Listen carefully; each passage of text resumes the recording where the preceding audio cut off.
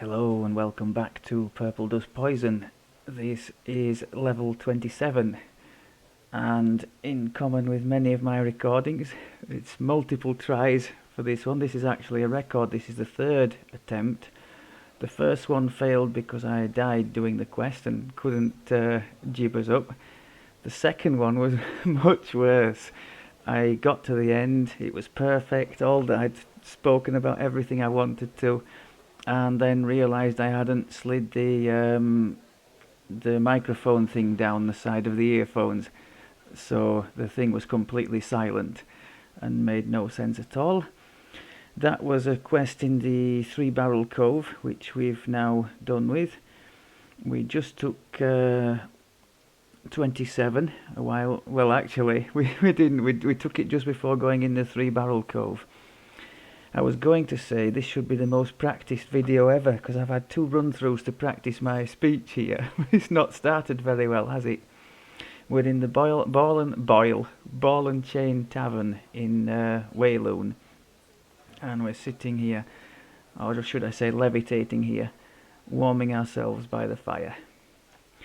So, what do I have to share with you good folks today? Well, the feat at level 27, I thought we'd go with Embolden. 2 more, it's an extra cost on all our spells, another 10 points, but we do have some reductions to spell cost. There are 2 reductions in the Dragonborn tree. Is that a reduction as well? No. Is it just 1 then? No, sorry, that one, the second core and the third core are reductions on the cost of the spells. So that's pretty decent. And I figured we could use this Embolden, 2 extra DC on everything, because this build, more than probably any other I've ever played, is fairly well spread out in terms of the variety of spell schools that it does make use of. So we've got the standard Druid evocation stuff.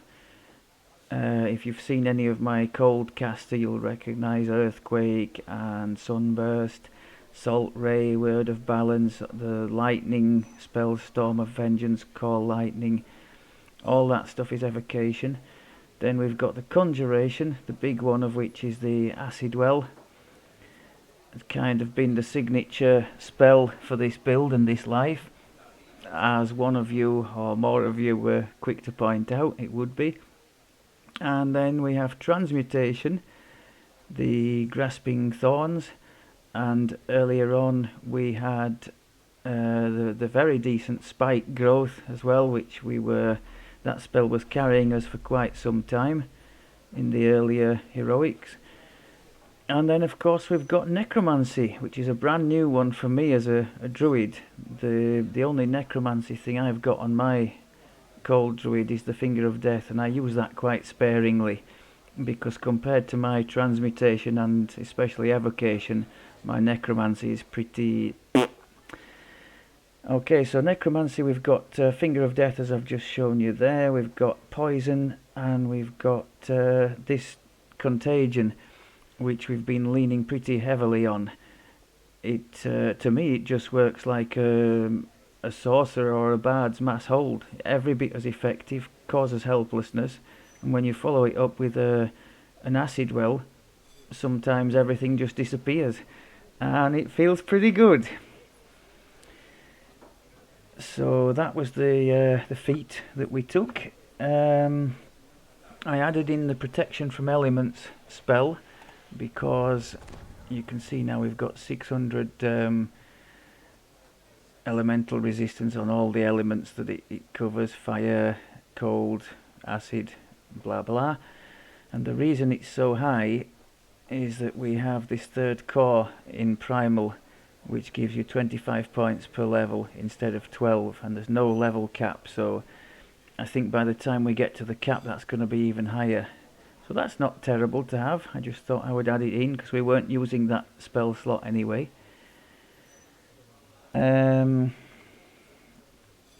Yes, I wanted to mention well, there were two reasons why I died in my first attempt. It was the Gal's Tomb quest with the loads of Yuan Tea in Three Barrel Cove that I was doing.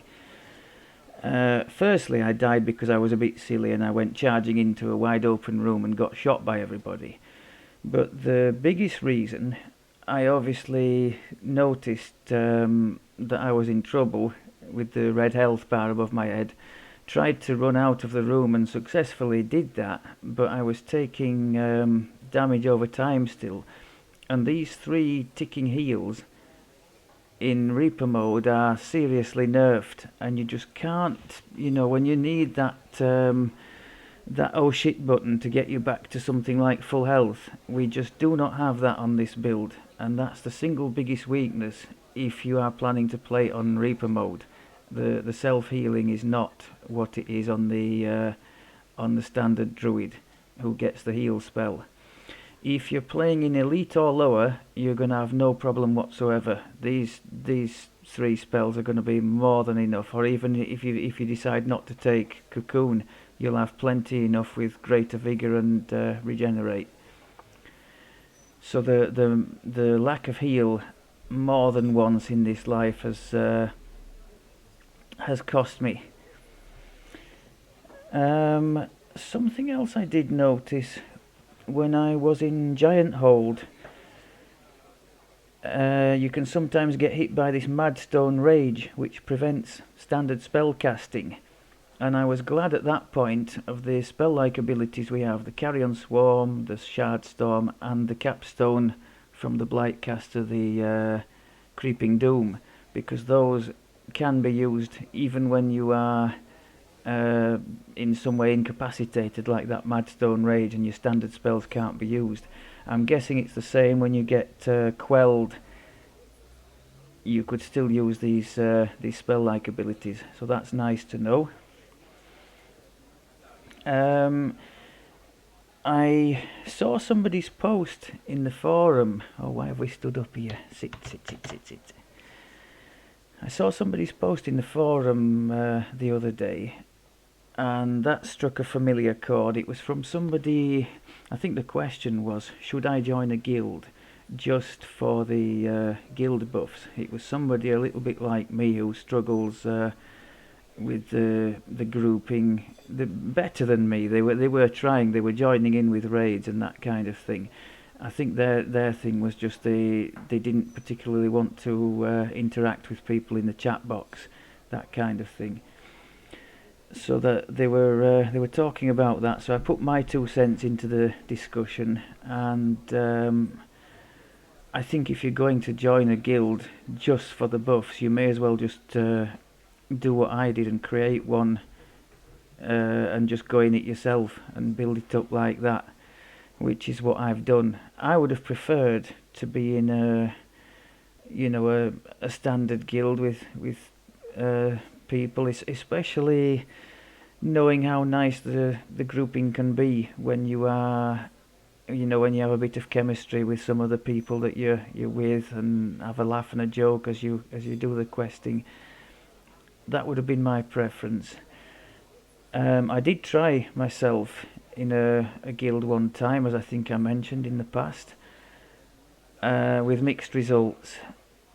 The fact that I wouldn't or had great difficulty in participating in any of the big activities, the raids or the special activities like find the person and win a prize, that kind of thing, I just thought in the end, why are you even in this group if you are anxious every time something like that pops up?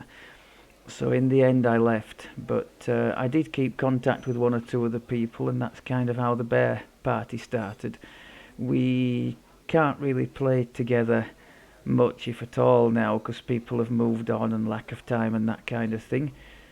But it was a great deal of fun while it lasted, and plenty of good memories. I'm really glad I got the chance to do some of the raid content as well in our small group, so it was well worthwhile from my perspective.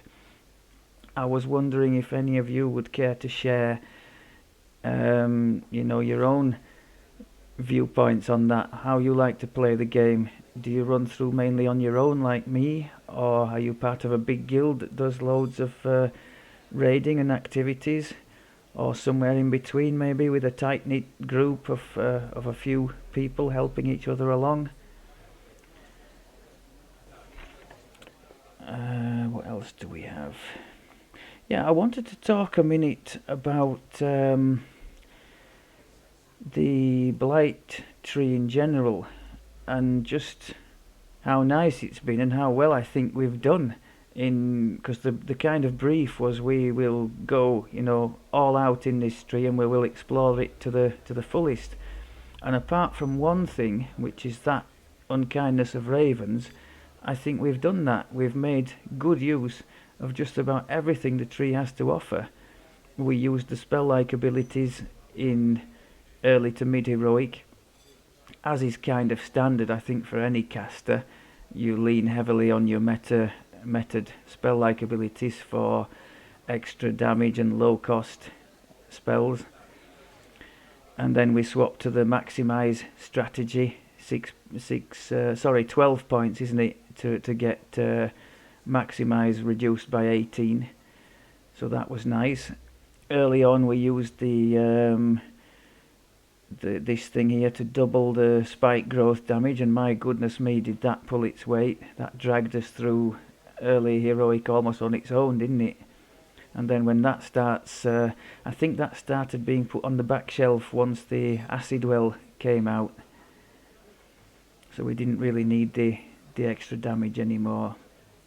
This was very good as well. That worked with spike growth and extra negative damage, and also now works with the grasping thorns, which I'm still not happy with the small uses I put it to. We could use it for a lot more, blocking up doorways, and everything that runs into it takes 2 lots of extra damage. It does force damage anyway, slows things down, but also we've got negative damage here and acid damage, so that's kind of an untapped potential there. But I would like to use it more. That's totally could be like the Warlock's Black Tentacles, and I think the reason I haven't used it so much is we've got so many other ways to solve most of the problems the game throws at us. So maybe that's a compliment to the archetype in general. This has been brilliant. This, after a slightly dodgy start, the contagion as an AoE, just like the sorcerer or bard mass hold, just amazing. Follow it up with an acid well and just boom.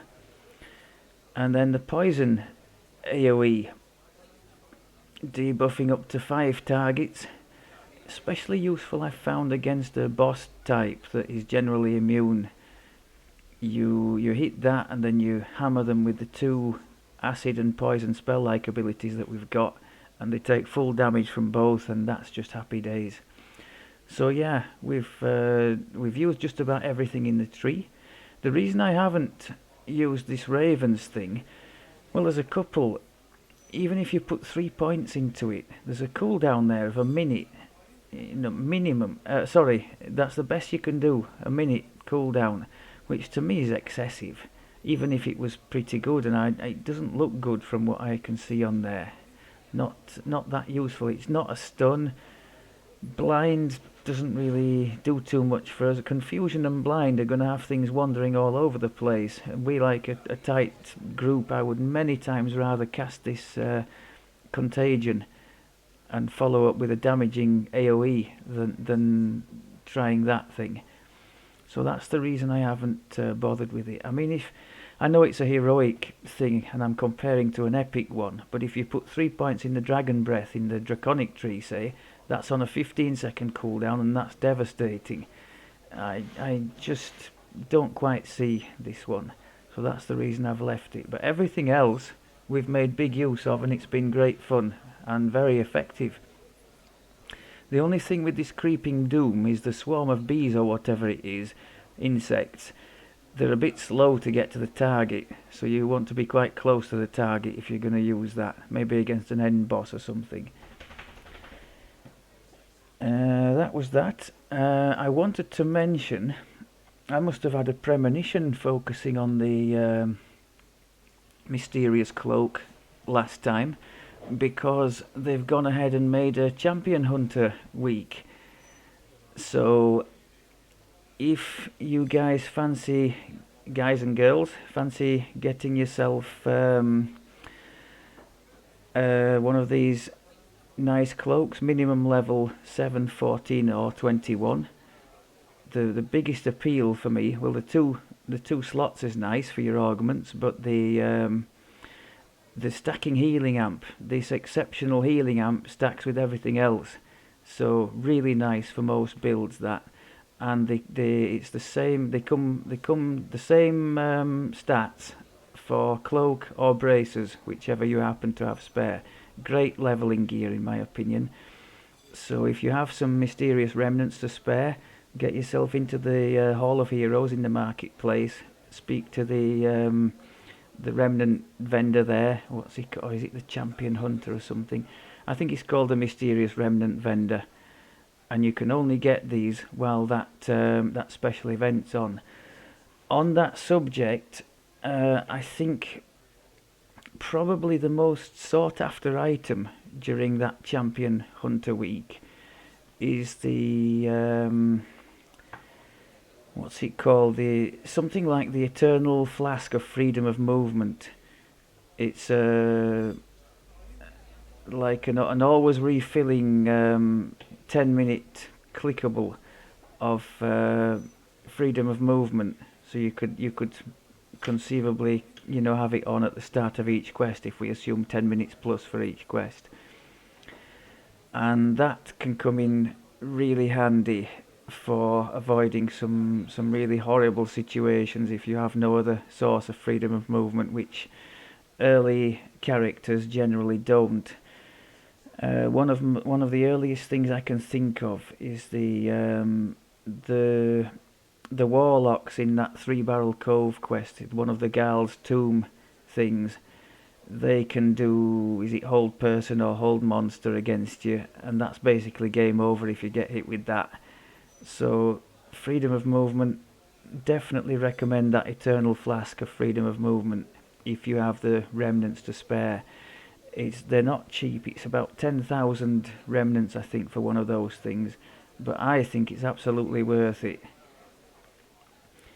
And especially if you have a class that cannot natively cast freedom of movement.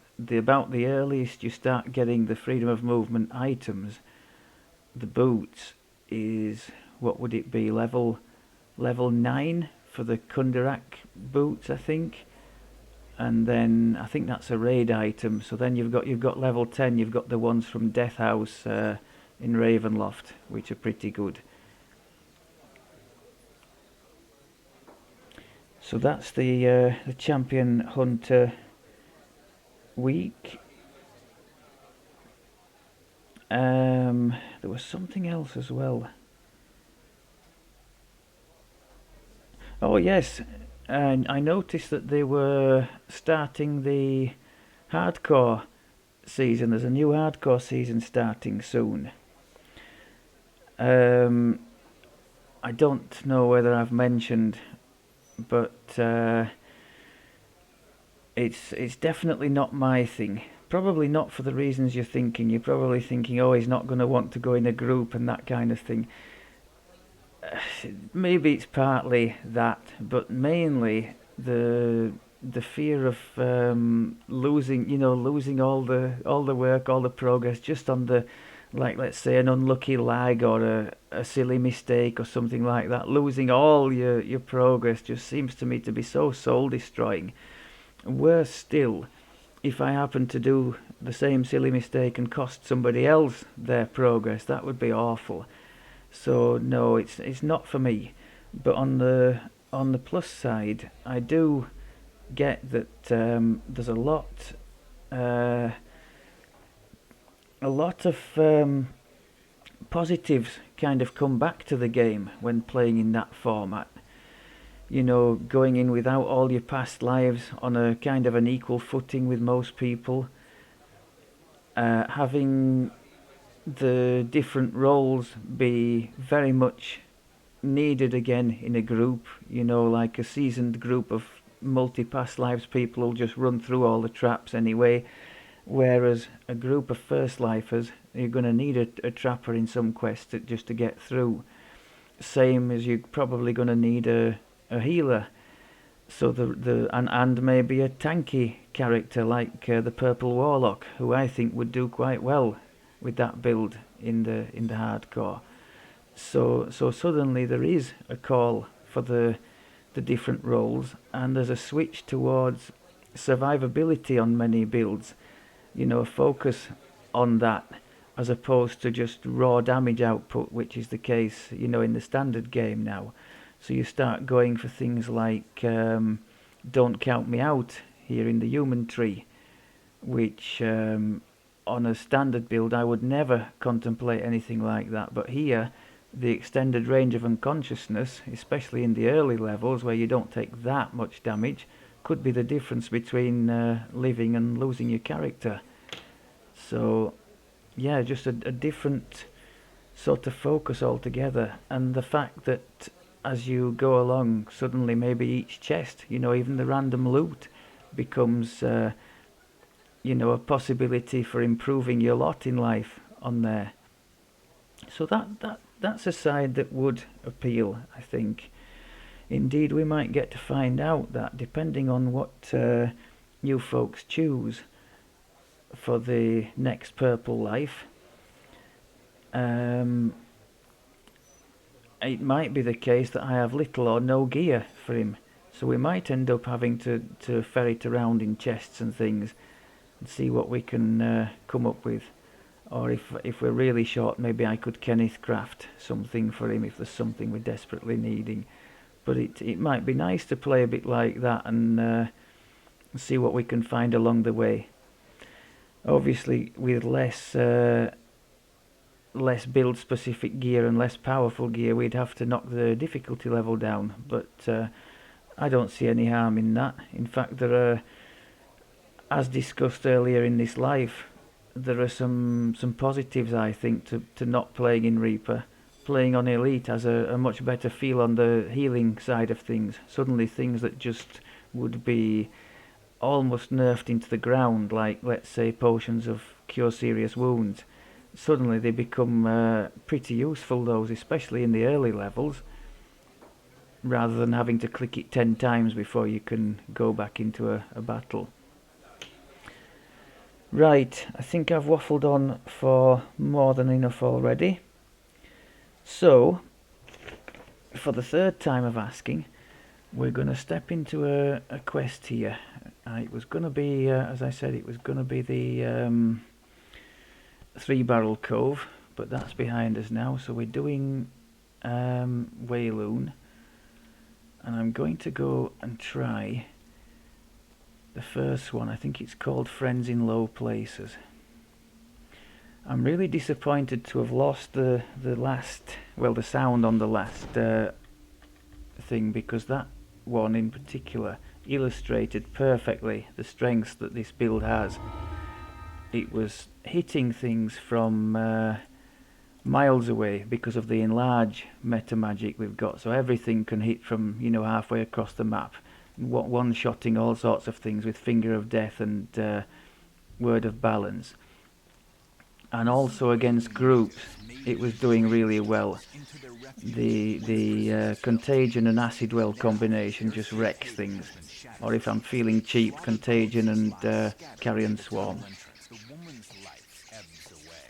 Her frantic warning consumes the last of her strength. If you act now, you may be able to prevent further massacres at the other camps.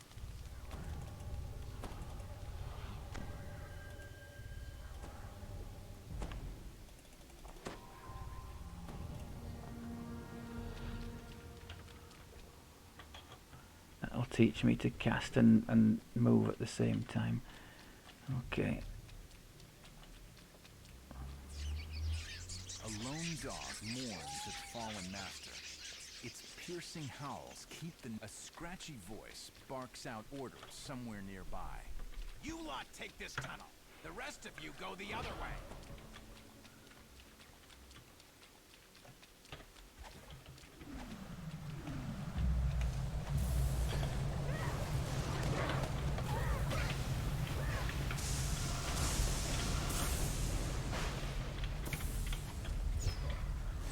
Okay, job done. Floating chest.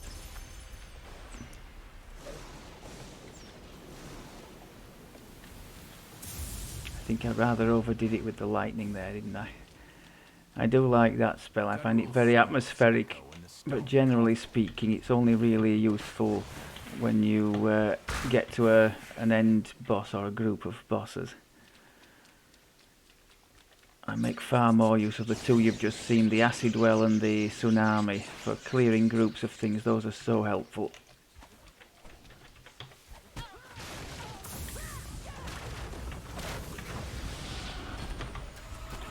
Where is the... oh, there he is. No, actually, there's a famine in the background there. That's not good. Get some healing going. Get rid of you.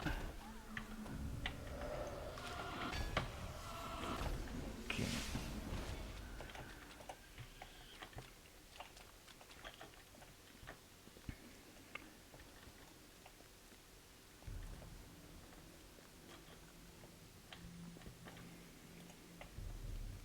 So he's particularly good in these situations with these groups of things. If you know where they're coming from and you're ready for them.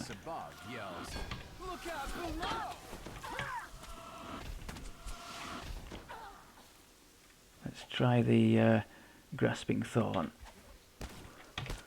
I messed up there. My bad.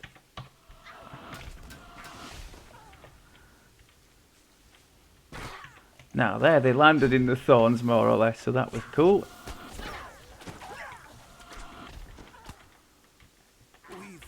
Okay. For protecting us, says the camp's elder.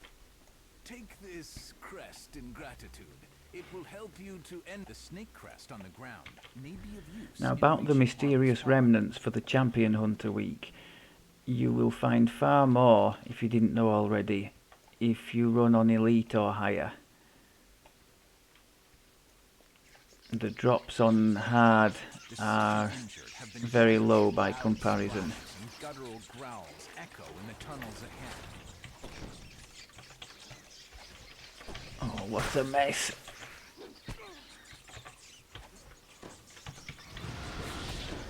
That was so bad I'm not even going to comment. Now he's a red crown, isn't he? Why can't I target him?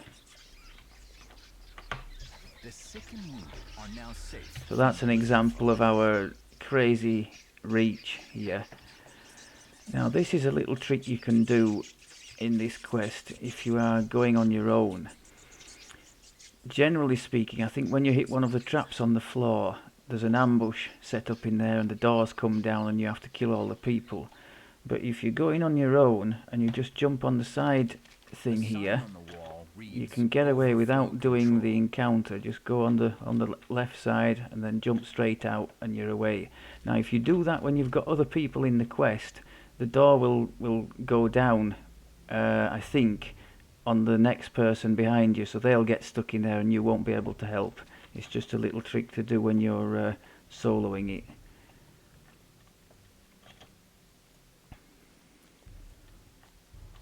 The bat crest on the ground may be of use in reaching Harvest Hall. Shouts come from both ends of the camp. It's a two-pronged assault. Ooh. More criminals drop down right in the middle of the camp.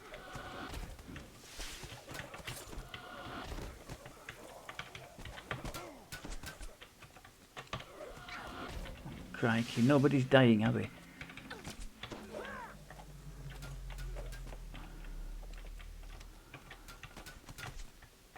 Now this is less good for us. All these things spread out as they are, all these targets. The criminals force the gates open and pour into the camp.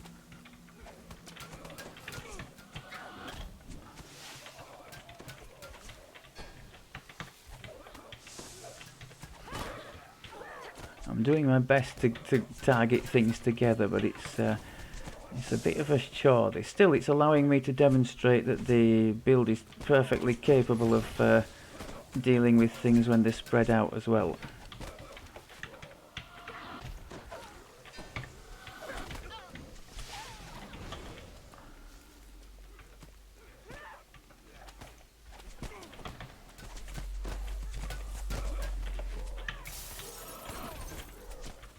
Oh, I can't believe he survived. I left him because I'd hit him with the damage over time. And that's what you get for having a cavalier approach. Now, you don't actually have to defeat them all, or at least I don't think you do. You saw that queue there, that the natives are defeated. I could pick up the crest and get out of here now. Maybe I should do.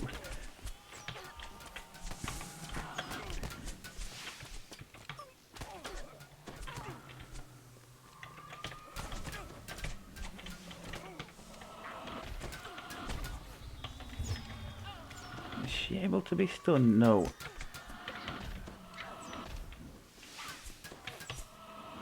Oops.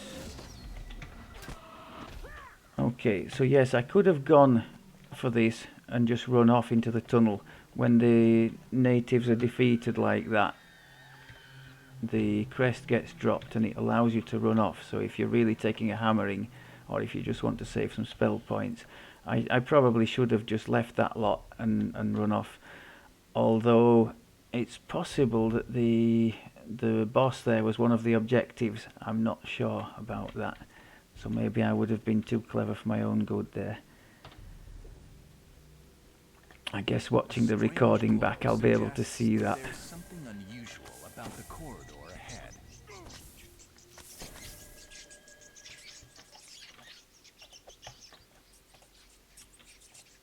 Is this lag? Yeah, okay. A slight breeze suggests that you Now are this nearing an this lot should demonstrate well the breeze also contagion and acid well, how strong it is. Look at that. Absolute desolation. That's like the 10-pin bowling when you just you think you've got a strike and you just miss one. But that was as near as damn it, the whole lot. You just have to tab target to the right one, so to one in the middle, and then it's just devastation time.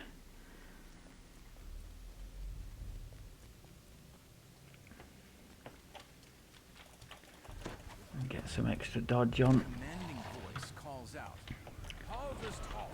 I must stop. The leader of these thugs calls out to you. Where's my brother and sister? Did you crash her? Get some damage over time on the boss. More criminals join a fate. Oh, Reaper.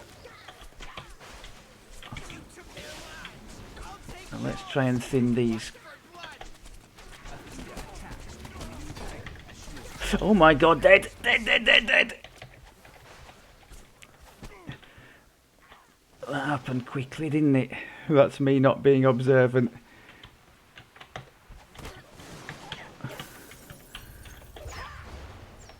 I think there is some karma there, because I totally deserved to die there. That was criminally inattentive, and head of the criminals crumples to the ground. somehow managed to get away with that.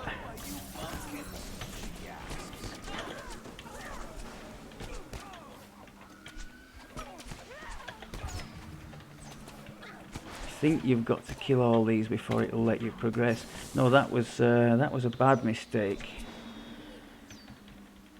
But I will take it. You've routed the criminals and ended their scheme to destroy the Wheloon natives. Go on. The leader of Harvest Hall motions you over, eager to speak with you. So I think we've demonstrated everything I said before the start of the quest. Although one bit I didn't want to demonstrate, which is the fact that we just don't have that potent one-click heal. We certainly demonstrated the crowd control, the AoE damage, the single target damage. And in the hands of a more accomplished player, this build would be doing very nicely, that's for sure.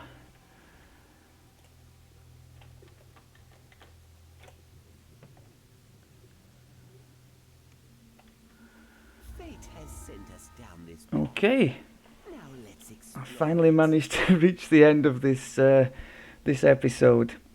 Thank you very much as always for looking. I will speak to you in the next one. Take care.